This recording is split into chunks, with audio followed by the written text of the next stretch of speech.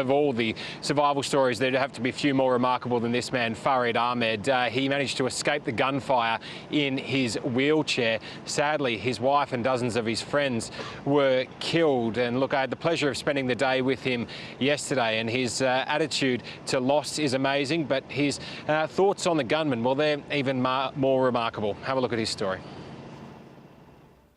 We heard the gunshot,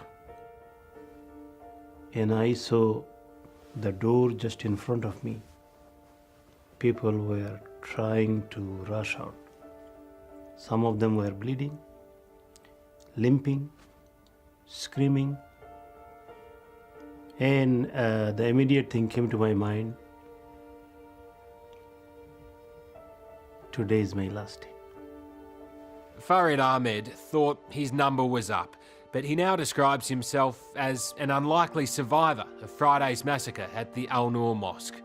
Wheelchair-bound, he somehow managed to flee as the bullets flew, dashing out a side door and hiding behind a car. Then the 56-year-old was the first person to head back inside when the gunfire stopped, only to discover that dozens of his friends were dead. Just how many bodies do you think you saw once you went back into the mosque? Probably about 40. And the bullet shell was all over. Went in the main room, looked at the right side, horrible. Most of the dead bodies were on the right side.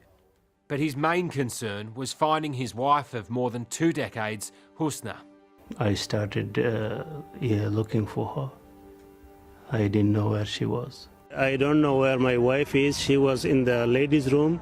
I received a phone call from a police, and he said, "I know you personally. I know your wife personally. So I want to tell you, you should not be waiting here any longer. She's not going to come home."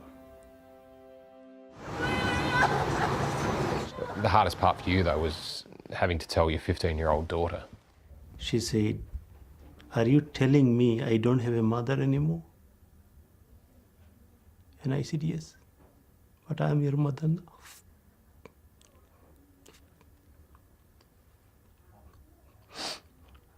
You won't be without a mother. I'm your mother. I'm your father. From now, we have to change the role. That's all, we have to adjust.